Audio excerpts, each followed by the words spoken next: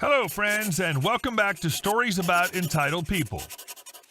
It is dedicated to everyone who hates HOAs, in which we'll tell you about how they tried to control what goes on inside our OP's house.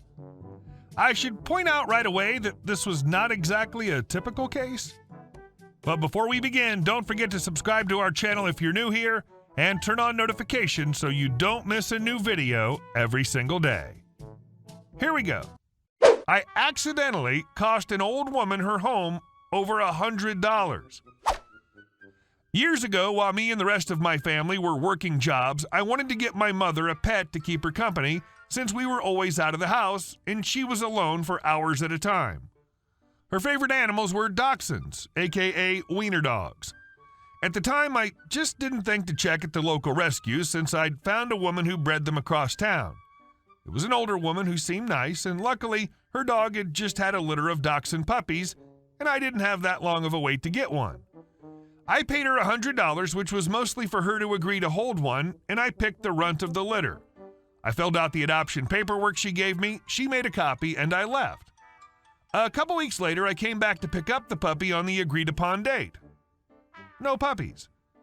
She apologized and said one of her friends had come by and fell in love with the last one, which was the one I'd adopted, and she couldn't say no when she asked to keep it. I asked when the next litter was expected. She said she wasn't sure. I asked for my money back. She said no because she's already spent it. I asked when she could get my refund back. She said I wouldn't be getting one, but was welcome to pick a puppy from the next litter. So I took her to small claims court while I ended up getting a kitten from a friend who worked at an animal rescue.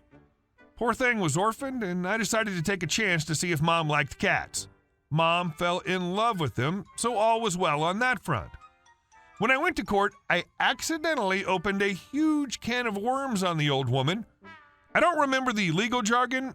This all happened pretty fast once the judge realized what was going on.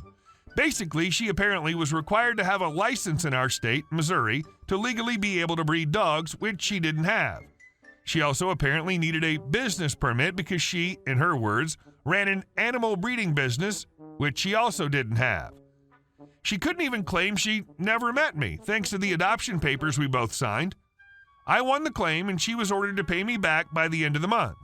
When she contacted me 2 weeks later to come get my money, I arrived to see dozens of boxes, a moving truck, and a for sale sign in the driveway. She blamed me, of course, and threw the money at me, a handful of $1 bills which scattered and I had to collect them again while she ranted and raved at me. Turns out not only was she given several huge fines, animal control had come and taken all her pets. She had a few other dogs and an indoor cat, and she was losing her home because she had to sell it to pay the fines to stay out of jail. To give credit where credit's due, I do wish she hadn't lost her home, but I don't feel guilty about it either. It was $100, and she didn't hold up her end of the bargain. Signing a contract's like making a deal with the devil. Try to shirk it, and it'll eventually bite you in the butt. And our second story. Fashion victim. This was in London in the late 80s. My mate and I were in IT support for a finance company. IT wasn't highly valued in those days, so the brokers tended to treat us as their servants. They were typical city yuppies, all filofaxes and liquid lunches. One of the brokers had a regular routine. Every Monday when he got in, he'd call my mate over. It was an open plan office. The broker would have his head buried in the newspaper and casually throw down a 50-pound note on his desk to say the same thing every morning. Give me a coffee, Danish, and get something for yourself. Now, a 50-pound note is the highest denomination in British currency. Shopkeepers hate them, and some try hard to refuse them. Apart from anything else, giving change for a 50 can empty your registers of available change for other customers. So my mate always had a tough time getting the guy's coffee in Danish, which usually amounted to around £3 in those days. And anyway, he was a Unix admin, not a gopher. But my mate did his best, and every morning he'd give the guy his breakfast and leave over £45 in change on his desk. So one morning, my mate sets out his usual errand and leaves the guy's coffee and pastry on his desk, but no change. Just a minute, broker boy calls my mate back. Where's the change?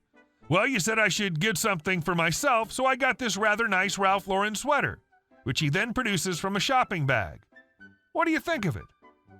Broker boy looks my mate up and down, regards the sweater, nods to himself and says, "Fair play to you, mate, fair play," and goes back to reading his paper. It never happened again. It really was quite a nice sweater. And our next story. Is it okay if I fire you? In my late high school / early college years, I had a job doing telemarketing work during winter and summer breaks. While it was boiler room cold calling, we primarily were soliciting donations for agencies that had contracted us to do the work, so felt less scuzzy. Think police departments, fire departments, etc. We kept a portion of donations for operating expenses. Everything over a certain threshold went directly to the receiving party. Everybody wins. I enjoyed the job as the scripts were simple. I was allowed to read a book and such between calls, and a number of my friends were also employed there so we could hang out during lunch breaks. The pay was a decent chunk above minimum wage at that time, so it was a good gig. I also had a knack for it, and at one point was 5th in sales across all their sites they had in operation, 2nd in our building. One summer, while driving to work, my car promptly dies with no warning, and I'm left stranded on the road. As you do in this situation, back before cell phones for poor college students were a thing, I walk to the nearest house and ask to use the phone. I call my dad, who starts driving to get me, and call my work to let them know I'll be late. My boss says fine, and that he'll chat with me when I get in. Father shows up with my mother in 2 cars. I take the extra, and he begins the arduous process of towing my car back to the house. This involved tying a rope to the front of the car and to the back of his vehicle and crawling back home so he could fix it himself. I've been in that back car and did not envy my father being in the back car with only 10 feet of space between him and the car my mother was driving, but I'm off to work. I arrive to work, clock in almost an hour after the start of my shift, and am promptly told by the front receptionist that my boss would like to see me in his office. So I head on back. Beginning details completed, cue the start of the MC story. My boss and I have always had a good rapport. I'm a good worker, get good reviews, and he and I have some similar interests outside of work we can chat about occasionally. When I arrive in his office, he's shuffling some papers around and has laid out a few documents facing me. As close as I can recall, here's the conversation that followed. "Boss, hope everything worked out with the car. Glad to have you here. Couple things I need to discuss with you. First of all, as I'm sure you're aware, being more than 30 minutes late to work is considered a Class C violation. 3 classes from C to A, C being the least egregious, if insufficient time is given prior to the occurrence. This is your first violation, so I'd like to talk to you about what happens next." I'm sweating at this point. I've never even been talked to about being out of order on anything while working here, and getting my first violation scared the heck out of me. So I'm sitting there, white-faced, and he continues. "Boss, no official write-up or anything occurs for the first violation or even the first few Class C violations, but it is manager's discretion on the punishment depending on past behaviors. Now you're a good employee and I've put into corporate a few times to give you a raise, but because you only work during your school breaks, it's denied as you aren't considered full-time. So the papers I have here are your termination papers and an offer letter I'd like to extend to hire you back on again. So in short, before I file these, I'd like to ask, is it okay if I fire you?" So we go through the process of him firing me, which then allowed him to extend an offer to me to rehire me at roughly a 25% increase in pay, since he could justify to corporate the bump as he was hiring someone with experience. In talking with him, he let me know it was something he occasionally did with the high school and college workers to get around the corporate policy of not allowing raises to people that didn't work 1,000+ hours a year. It was his own way of being maliciously compliant with a policy that didn't allow him to reward some people that he thought deserved it. He had been apparently waiting for me to do something that he could technically fire me for.